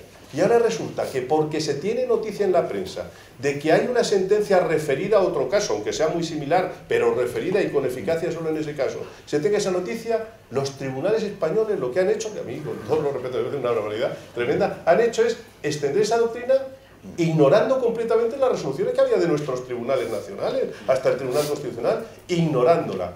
Claro, nos proponíamos, yo en ese voto y en la sala algunos, lo que pasa es que quedamos 5 contra 10, pero mira, no, esto, el cauce único que prevé nuestra legislación más parecido es el recurso de revisión, que consiste, cuando hay un señor que se le condena porque ha matado a alguien y de repente a los 3 días aparece muerto, pues claro, lógicamente quiere un recurso de revisión, o sea, la sentencia se manifiesta injusta.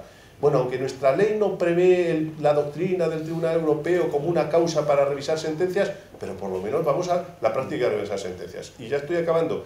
Alguno decía, claro, pero es que tener en prisión a esos ciudadanos, sabiendo ya que aunque el caso no se refiere a ellos, al final se les va a tener que aplicar, es que eso no parece correcto. De acuerdo, que se les ponga en libertad si se quiere, pero no en libertad diciendo tú ya has cumplido la pena y vete a tu casa, no. Te pongo en libertad, preventiva, cautelarmente, a la espera de que se resuelva tu recurso de revisión y te sea favorable o no. Eso yo creo que hubiera sido lo jurídicamente correcto. Y luego, por último, y esto sí se lo digo aquí a los dignos representantes de nuestro legislativo, por último, por favor, que se regule. Que se regule qué vamos a hacer a partir de ahora con la sentencia del Tribunal Europeo de Derechos Humanos, cómo la vamos a aplicar en nuestro sistema, introducir, abriendo un nuevo supuesto en 954 para el recurso de revisión, o bueno, por el mecanismo que se quiera. Eso sí que os lo pido desde aquí con toda modestia. Perdona que me he extendido, pero ya no hablo más. No, de todas formas, para mí engorda mi ego el que un magistrado o un juez me pida perdón por extenderse cuando normalmente soy yo en sala cuando le tengo que pedir. Porque no hemos coincidido nunca. La próxima vez ya verás lo rollo que puedo ser. Algunos de aquí lo saben. No he tenido esa suerte. A mí me gustaría hacer un brevísimo... 5 minutos les pido a mis jefes, luego que me lo descuenten. No del sueldo, pero que me descuenten los 5 minutos. 5 minutos más. Yo haré un brevísimo... Y obedientes. Que 5 más no puedo. Y un brochazo para nada, sí. Coincidiendo en prácticamente todo lo que dice el señor magistrado, la jurisprudencia también es fuente de derecho, quizá ahí estuvo la confusión. O no, no sé si está la confusión. Es cierto que ha habido una aplicación automática de la doctrina Parot que tampoco tiene mucho sustento jurídico y efectivamente de forma concatenada se podía haber esperado perfectamente a que cada interno de hecho reclamara la aplicación, pero yo he de manifestar después de este apasionante debate y puesta de ideas, el estupor, no como abogada, sino como criminóloga, que tengo frente a la absoluta ineficacia de nuestro sistema en el campo de la multirreincidencia. Querido don Fernando, es la doctrina Parot en la carátula donde ahora se hacen publicidad los terroristas. No paramos de hablar de terroristas, de forma muy sucinta. Gonzalo ha hecho un apunte especialmente interesante. ¿Tienen una especial peligrosidad criminal hoy en día los terroristas? En este proceso en el que deseo y sinceramente creo que vamos a abocar a la desaparición de la banda terrorista. ¿Son ellos los que presentan una mayor problemática social? No. Hablamos de multihomicidas, hablamos de asesinos seriales, hablamos de contumaces pederastas. ¿Tiene nuestro sistema una respuesta? No ya con la doctrina, que he de quitarme el sombrero, estaré de acuerdo o no estaré de acuerdo, pero es que ha sido el Poder Judicial el que ha intentado con un absoluto esfuerzo intentar suplir una deficiencia completa, vergonzosa de nuestro sistema. El pueblo ha buscado, al final ha encontrado ese amparo cuando entramos en sala y decimos, y buscamos el amparo de los tribunales. Gracias a ese amparo. ¿Estaré de acuerdo o no estaré de acuerdo? Pero si no es porque el Poder Judicial se pone manos a la obra, estamos completamente desasistidos.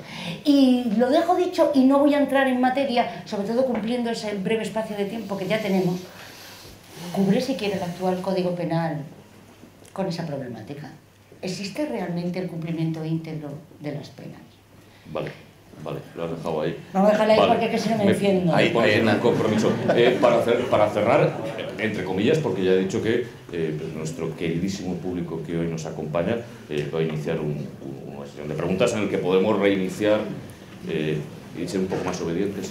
Reiniciar el Solo yo creo que son 30 segundos. Te han dado, defiéndete. No le he dado nada. Te han dado. No le dan ni de bras. Pero apuntaba a Julieta y además está bien tirado. Y yo creo que incidió un poco en esa línea. La importancia de que esté no Daniel Portero como Daniel Portero, sino como hijo de víctima. ¿Por qué? Porque durante demasiados años les hemos metido a las víctimas del terrorismo en un cajón, hemos cerrado una llave y guardadito silencio y no me deis mucha guerra. Y yo lo que reclamo es, no volvamos a caer, y estáis aquí los dos que mandáis y que hacéis gobierno, y vosotros sé que tenéis personalidad y una sensibilidad especial siempre con este colectivo, pero no volvamos a caer en ese error histórico, y es simplemente un llamamiento de no quitemos voz a las víctimas, porque es verdad que para quien gobierna o para quien va a gobernar, la voz de las víctimas probablemente sea incómoda cuando se tomen determinadas decisiones, pero hay que escuchar las voces incómodas y no volver a caer en ese error histórico. Efectivamente, entre otras cosas, y lo apuntaba antes nuestro querido magistrado, la sensibilidad jurídico-social varía mucho. En las islas británicas, sobre todo en el caso irlandés, la victimología dentro del proceso penal ha sido siempre muy importante, que va del IRA 1800 y pico, y sin embargo en el derecho continental, incluso más latino, hay posturas en las que entienden que una irrupción directa en el procedimiento quizá desvirtuaría un poco el mismo. Otro debate que estaríamos ya no solo hasta la hora de la merienda, sino nos acercaríamos a la de la cena. Señores, abrimos un poco la espita. Solo un comentario, no quiero... Solo un comentario. Un comentario, solo leeros la recomendación segunda del Comité de Ministros, órgano dependiente del Tribunal Europeo de Derechos Humanos, en la que se dice a todos los Estados miembros del Tribunal Europeo que para, digamos, llevar a cabo la ejecución de las sentencias, cada alta parte contratante, es decir, en este caso sería el Gobierno, se debe designar un coordinador, individuo, cuerpo, para la ejecución de resoluciones judiciales en el ámbito nacional, con contactos de referencia a las autoridades nacionales competentes que intervengan en el proceso de ejecución. Este coordinador deberá estar revestido de las facultades precisas para obtener información pertinente, servir de enlace con las personas u órganos encargados a nivel nacional para decidir sobre las medidas necesarias para ejecutar la sentencia y, si fuera necesario, adoptar o promover medidas pertinentes para acelerar el proceso de ejecución. Esto, el Estado español, en su conjunto, se lo saltó. Se lo saltó. Nada más. Ni nada menos. Ni nada menos. No, yo creo que debemos dar la voz. Debemos dar, ¿no? sobre todo, yo soy muy aristotélico, y como decía por segunda vez Aristóteles, eso de que no se puede desatar un nudo sin saber cómo está hecho. Aquí nuestros ilustres invitados, para desatar ese nudo, han tratado, yo creo que de una forma brillantísima, de escribirnos un poco cómo está hecho.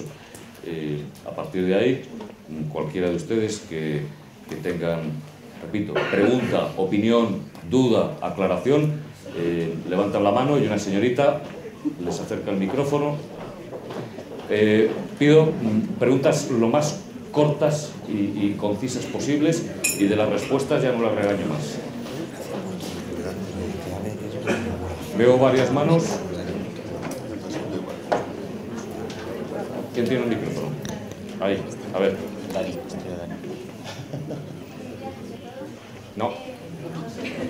No se oye.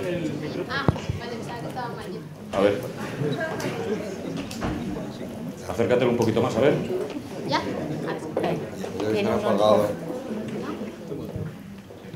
Sí. Ahora.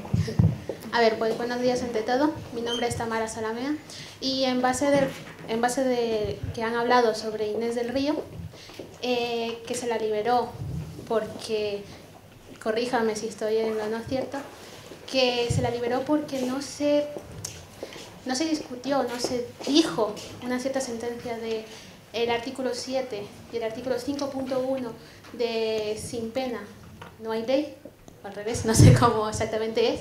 El derecho a la libertad. Eso, el derecho a la libertad. Y no se puede cumplir pena más grave de la que uno es condenado. Exacto. Y encima indemnizarla con 30.000 euros por daños morales. Entonces yo quisiera saber, en base a eso, ¿por qué? ¿Qué fallos tuvieron para la liberación del grupo de ETA? Que encima que también tuvieron que indemnizarle por 30.000 euros. No, finalmente no se ha abonado esa indemnización, se entiende que la absorbe la responsabilidad civil, tengo entendido, ¿no? Exacto. Bueno, pero la liberación fue no había otra, señorita. Fue hecha, entonces yo quisiera saber el fallo que tuvo en el juicio para cierta liberación. Cuando dice usted el fallo, ¿se refiere a cuál es el exponendo de la sentencia o cuál fue el error? Fallo, yo creo que se refiere a fallo como sinónimo de error o defecto. Sí, vale. En cualquier caso, a mi querida alumna, que es alumna mía, yo creo que tiene razón, es decir, se condena al Estado español a la abono de indemnización en concepto civil de 30.000 euros. Otra cosa es que es el periodo de detención ilegal y que luego se paga y que, claro, se descuenta de lo que debe. Que por cierto también estoy totalmente desacuerdo. Yo con la doctrina Pardo, si me permiten, estoy totalmente desacuerdo con la doctrina Pardo. Bueno, y encima nos expresa su opinión. Cualquiera que conteste, el maestro, por para favor, que veas la brillantez de los alumnos de esta universidad. Que conteste un jurista, don José Manuel. Bueno, vamos, resumo en una línea para... Primero una cosa, señorita, me va a permitir usted con todo afecto y cordialidad, porque además ha cometido usted un fallo de léxico que lo habrían cometido aquí probablemente el 99%, pero es que cuando lo oigo me rechina mucho. En español no se dice en base a, eso es francés, en español es con base en. Lo repite todo el mundo y lo lees a gente que es muy sabia, pero es que de verdad utilizar el lenguaje es con base. Bueno, pues el Tribunal Europeo consideró que habíamos cometido un fallo, el Tribunal Supremo, y en lo que confirmó, que también ahí podíamos entrar porque fue con matices, el Tribunal Constitucional, que habíamos cometido el fallo y lo consideró con base en que habíamos a una persona que preveía que se le había dicho por el Estado, usted va a salir libre el día 10 de noviembre del año no sé qué, nosotros a esa persona que tenía ya eso pensado y planificado, le habíamos modificado esos planes que tenía y con eso habíamos incurrido, no en que la doctrina Parot esté bien o mal, sino en ese caso y en esa aplicación habíamos incurrido en a una persona... pues eso, a privarle del derecho que tiene a esa seguridad de saber cuándo va a acabar de cumplir la pena. Nosotros sosteníamos que esa tal seguridad en esta circunstancia de ejecución no se daba, pero el Tribunal Europeo, para resumir mucho, lo que llega a considerar es esto. Esa persona tenía una fecha fijada de salida, conforme los cálculos de lo que se había venido haciendo hasta ese momento en otros casos. Y van ustedes y le dicen, no, usted no sale el día tal, sino 3 años después, porque tenemos ahora una nueva interpretación de cómo se le calculó a usted la pena. Entiende que eso es una infracción, como decía Beatriz, una aplicación indebida, retroactiva y desfavorable para el reo, y bueno, insisto, nosotros creemos que no tenía ningún derecho adquirido a eso. El Tribunal Constitucional, ya aprovecho para decirlo, hizo una solución un poquito intermedia, porque dijo, bueno, depende de hasta qué grado se le haya dicho, es decir, la expectativa de ella echando cuentas no vale, pero si hay una resolución firme de un licenciamiento definitivo, eso sí que vale. Y tuvimos un periodo de tiempo en el tribunal que estuvimos revisando todo a ver si cada caso concreto tenía ya un papelito de la administración diciendo usted sale tal día o no lo tenía, y era una mera expectativa. Eso es lo que dijo el Constitucional, que no me parece nada mal también lo que dijo el Constitucional, aunque nos rectificase en parte a nosotros. Don José Manuel, ¿se refiere a la sentencia del Constitucional del 2008 del cómputo de prisión preventiva, no? No, la del doble cómputo. No, me estoy refiriendo a las que resolvieron los asuntos de la doctrina Parot, que hay varias, claro. Antes de pasar a otra, lo que sí le rogaré es que cuanta más corta y concisa sea la respuesta, más tiempo tendrán nuestros invitados para... Pobre Gonzalo. Tenemos... Yo solamente un matiz por lo que decía... Matiz. No solamente por los 30.000 euros, sino ya en general lo que ha provocado que este subsidio de excarcelación se modifica. Acabamos de modificar la Ley General de la Seguridad Social para que efectivamente no se pueda cobrar ningún subsidio de excarcelación hasta que no se haya restablecido toda la responsabilidad civil, esa deuda contraída con el Estado. Y además, en la redacción nueva sí que hemos trabajado para que se tengan que cumplir todos los aspectos establecidos en el artículo 90 del Código Penal. O sea, que se tienen que cumplir todos esos factores, que no es inmediato y que no es efectivamente, porque ya a veces puede sonar especial, no sonar, sino que es especialmente doloroso. Bueno, esto como podría abocar a la indigencia o incluso a la criminalidad, aquel que salga a la cárcel. No vamos a hablar de ese debate ahora, pero tiene tela la decisión. Beatriz, no. Estoy perdiendo kilos. Apunte. No, un apunte rápido. Yo no soy jurista, pero si os digo que a lo mejor esos 30.000 euros no los va a cobrar. Ahora la pregunta es, y que a lo mejor don José Manuel no los podría esclarecer, es si el Estado de Derecho ha fallado, o sea, no ha aplicado bien, en este caso, la legislación, en este caso sería la jurisprudencia, a estos 70 terroristas de ETA y 10 de restos de organizaciones, estos terroristas han pasado un tiempo adicional en la cárcel sin tener que haberlo pasado. Existe una figura en el derecho que es la responsabilidad patrimonial por mal funcionamiento de la administración, en este caso de justicia, en donde los propios terroristas podrían hacer una reclamación que más o menos, lo que hemos estudiado, podrían dar en torno a unos 60 euros por día de más que han pasado en la cárcel, que podrían ellos reclamar. Eso es lo que a mí me preocupa, don José Manuel a lo mejor nos puede hablar un poco de esto, a lo mejor yo estoy equivocado, o no sé si esto de alguna forma se podría, a través en fin, el Poder Legislativo, pues intentar darle un orden, porque es que ya la crisis ¿Una norma desfavorable retroactiva? Bueno, no lo sé, yo lo pongo sobre la mesa. Eso es así. No sé si en el ámbito del derecho administrativo, en el cual por supuesto no es especialista, hay alguna posible línea de defensa en la que el gobierno posiblemente lo estudiará. Pero que la consecuencia es esa, por supuesto. Claro, quizá por motivo de las excarcelaciones concatenadas, evitar precisamente este aluvión de solicitud de responsabilidades. Vamos a pasar. Por eso cargarte sentencias ya firmes. Yo estoy de acuerdo con usted, don José Manuel, me parece completamente fuera de lugar. Vamos. Yo también estoy de acuerdo con usted, pero pasamos. Por ahí. Hola, buenos días. Soy Carlos de la Cuesta, soy profesor de ADE de esta casa. Entonces, quería hacer dos preguntas muy concretas. Si en derecho penal existe, yo soy economista, ¿no?, de derecho más bien torcido. Si en derecho hay un principio de irretroactividad, ¿por qué la doctrina Parot se estaba aplicando con carácter retroactivo? Eso en primer lugar. Y en segundo lugar, han hecho referencia también al tema si las decisiones del Tribunal de Estrasburgo son vinculantes para España, porque el Reino Unido, como miembro de la Unión Europea, se opuso a tomar las decisiones del tribunal. Si España no podía haber aludido causas de alarma social para no aceptar las decisiones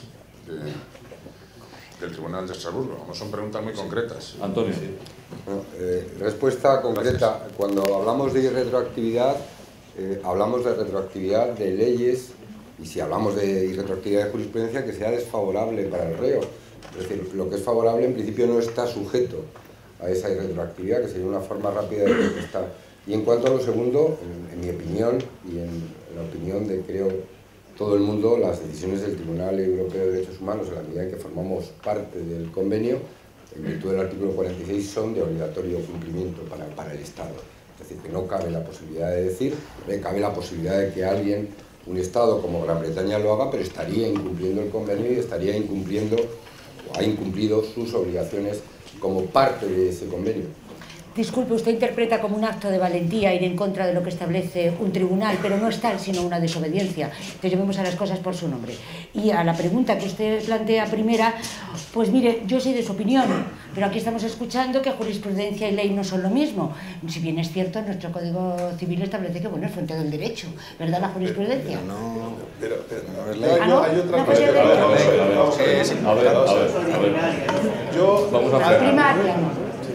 Antes he intentado explicar si todos estamos de acuerdo en que una aplicación desfavorable para el reo de una ley, de una jurisprudencia, ahora no voy a entrar en eso, hacia atrás, eso es correcto, eso no es posible.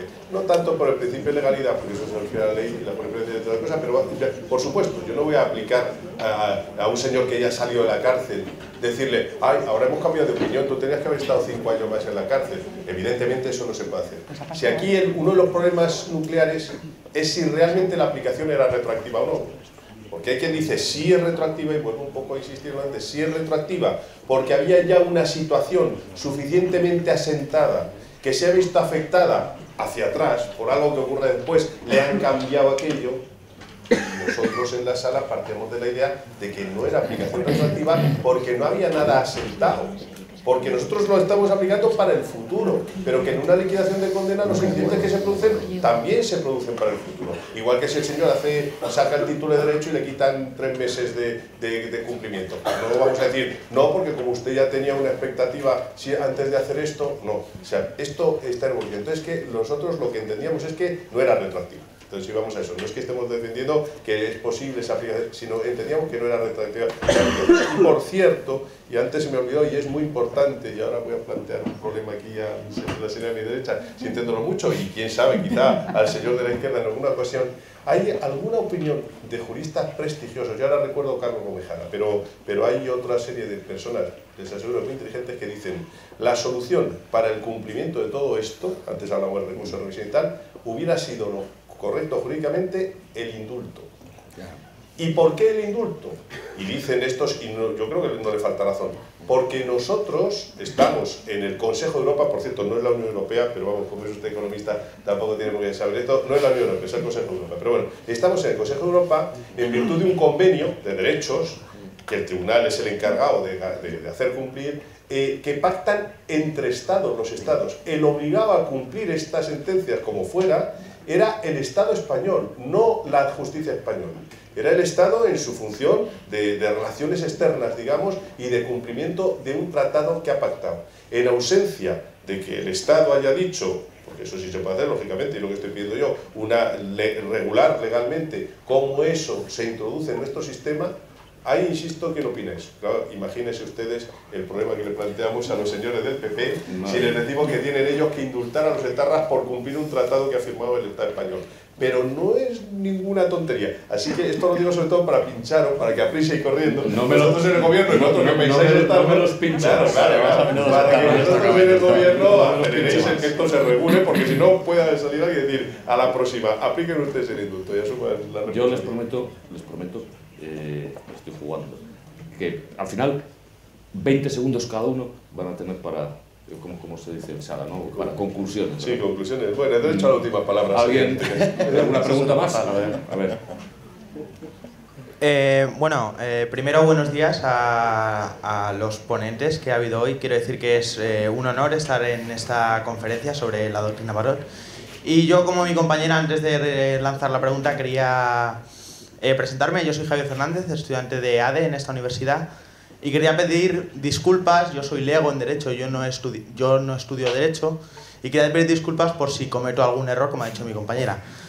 Y entonces, la pregunta que yo lanzo es, han hablado ustedes sobre la rapidez a la hora de ejecutar las sentencias del Tribunal de Estrasburgo, y en concreto sobre la de la doctrina Parot que se puso en marcha al día siguiente. Y yo le quería preguntar tanto al magistrado como a la profesora que da Derecho Penal en esta universidad. No doy Derecho Penal, aquí doy Criminología. Pero bueno, Criminología. Por eso. ¿Por qué el Estado español, acaba de hablar el magistrado sobre el Estado español y el cumplimiento de las penas, no cumplió la resolución que salió, creo, de este mismo tribunal el año pasado, que pedía la ilegalización de toda la fachada política de la banda terrorista ETA con Bildu y con Sortu, legalizada, como sabemos, el año pasado, con una sentencia del Constitucional revocando una sentencia del Supremo. Muchas gracias. Esa es tu pregunta. Solamente te voy a corregir una cosa. Sí, bueno, iba a decir que eligieras a uno de los dos. Yo 15 segundos, si me permite, Beatriz. ¿Cómo no? Por favor, no, primero, yo ignoro esta última sentencia que dice, ignoro, creo que eso Igual, debe ser algún tipo de pronunciamiento político, pero una sentencia del Tribunal Europeo que diga que hay que legalizar a Bildu, yo desconozco. Será un pronunciamiento de otra naturaleza, no sé si alguien lo conocerá. No, y yo creo que hace referencia a la decisión del Tribunal Europeo que ratificó la ilegalización. Claro. Es decir, es totalmente contrario. Que no tiene nada que ver con lo que ha planteado, claro. No es así, claro, lo contrario. Y segundo, pero sí que existen, mire, ya recordó usted una cosa de la semana pasada. Sí que existen 3 pronunciamientos de Estrasburgo que el gobierno español, con sucesivos partidos en el gobierno, no ha cumplido. Una primera muy antigua de un periodista que seguro que nos podría explicar Fernando mucho mejor, y era un tema civil. Y luego 2 temas penales, la sentencia de Gómez de Liaño, del magistrado Gómez de Liaño, y la sentencia de la expropiación de Rumasa.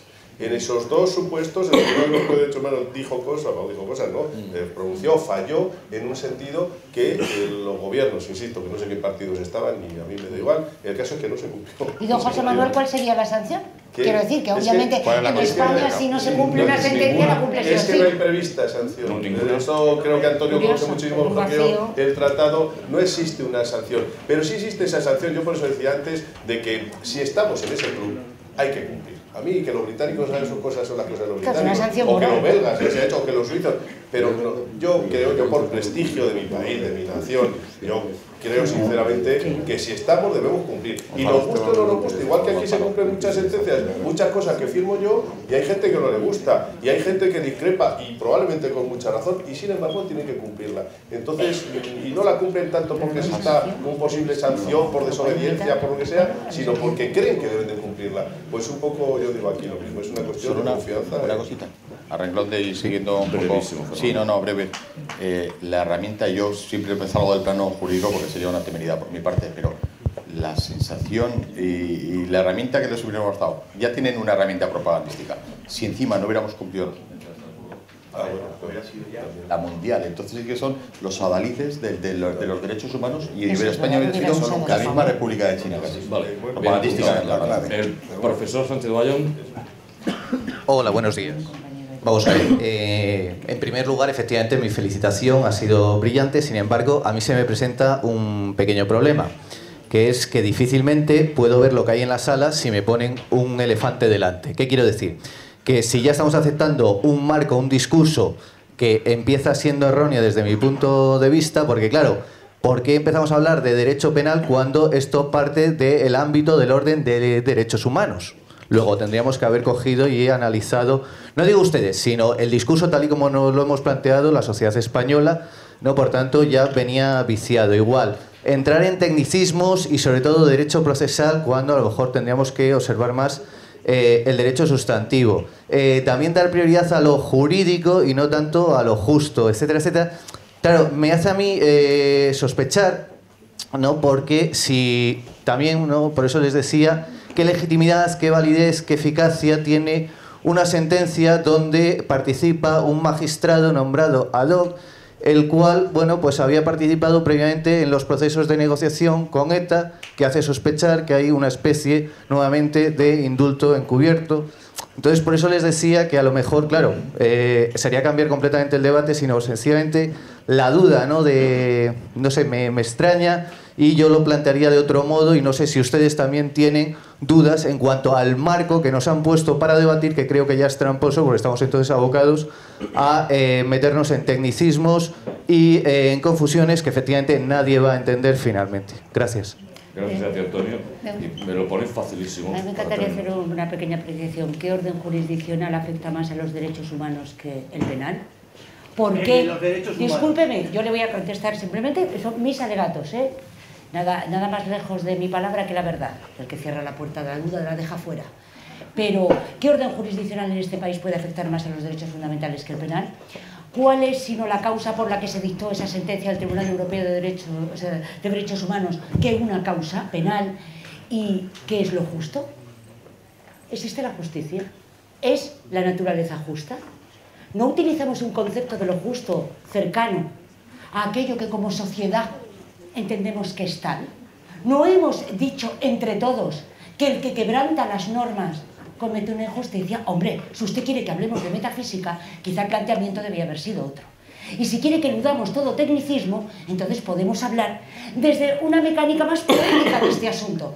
Pero está impregnado de tecnicismos, nace de una causa penal, y discúlpeme, yo no creo que la justicia exista, creo que es un constructo humano, y como tal, lo tratamos. Bueno, señores, lo prometido es deuda. 15 segundos, 15 para conclusiones, por supuesto en el espacio abierto de la libertad, del pluralismo y de la delicia y altura a la que hemos llegado. Empieza Julieta. Pues como conclusión, por supuesto, como decía el magistrado, yo creo que es bueno que España se haya quedado dentro del club de los que cumplen. Creo que, aunque nos duela, que nos haya rechinado y repugnado, pero creo que es bueno que se cumpla la ley.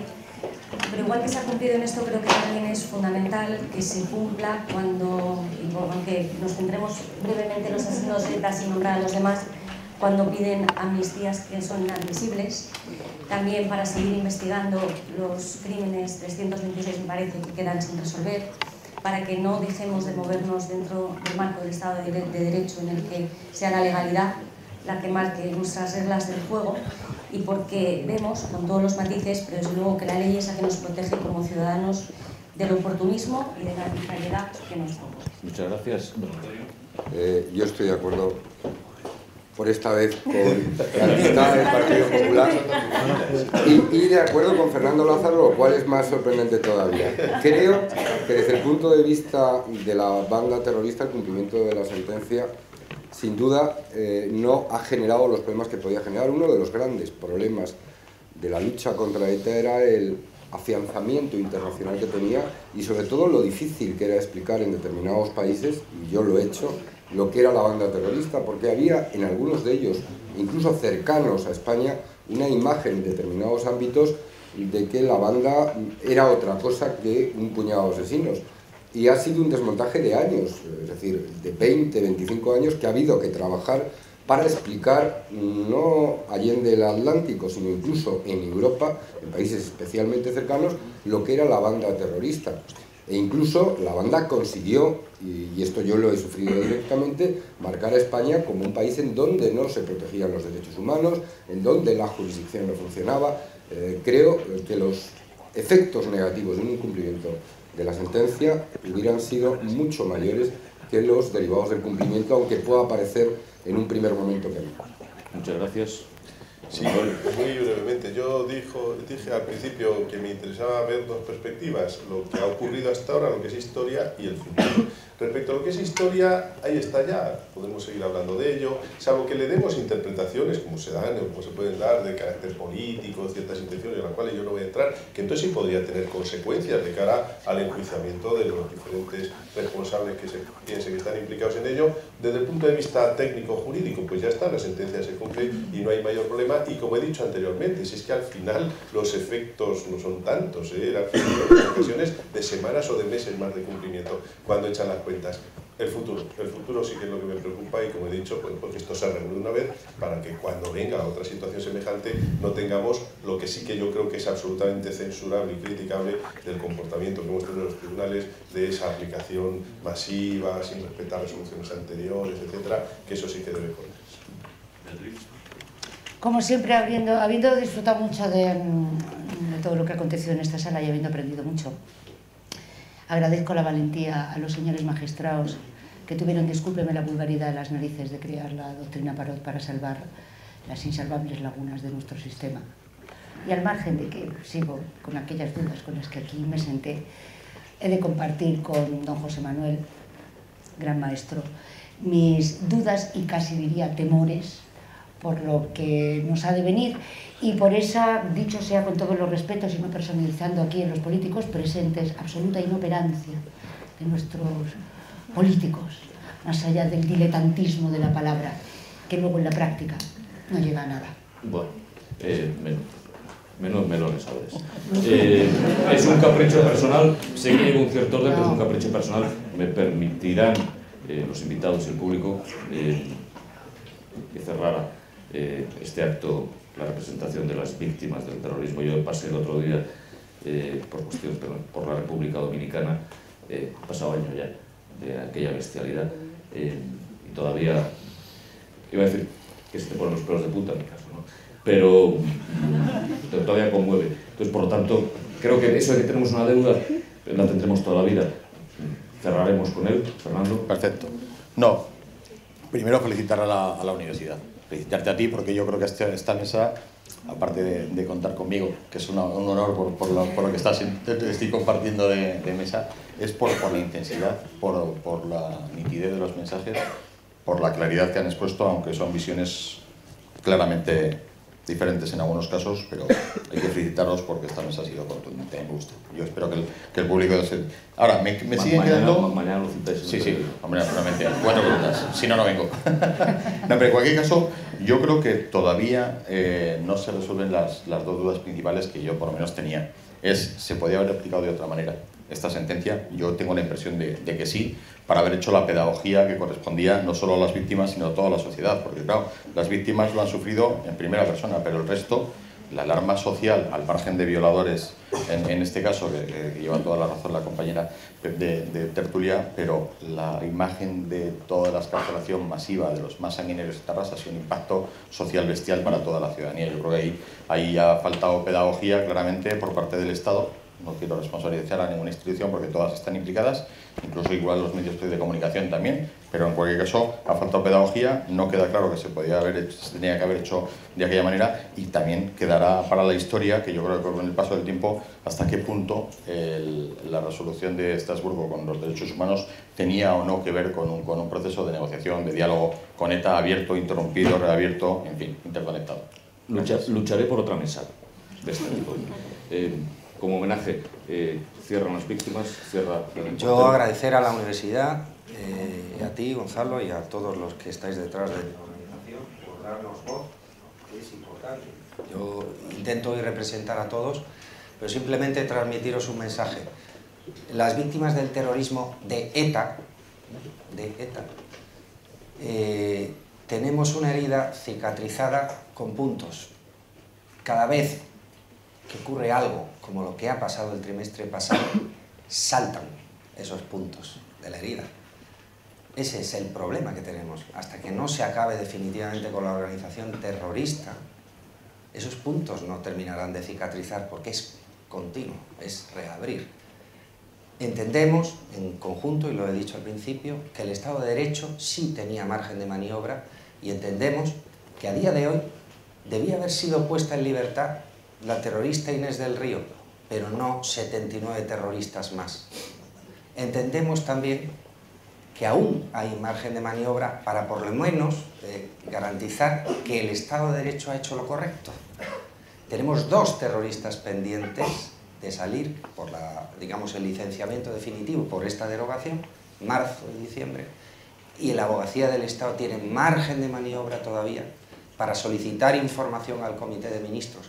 Aunque nos revuelvan y nos digan que no, que se había hecho bien, aún hay margen de maniobra. Nada más. Julieta, José Manuel, Daniel, Fernando, Beatriz, Antonio. Solamente digo los nombres porque ya sois de esta casa.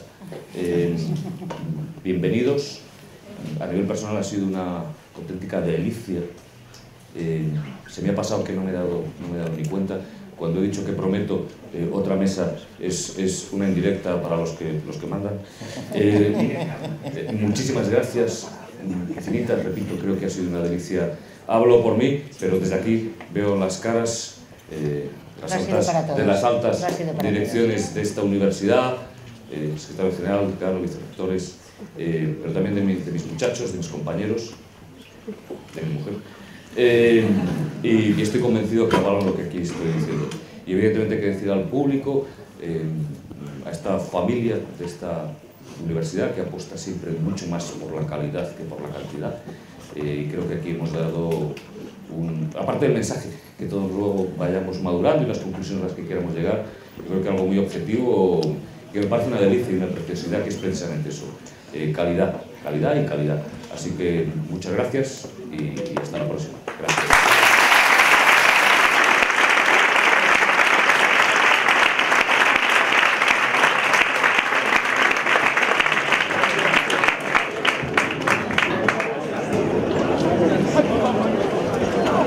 este que te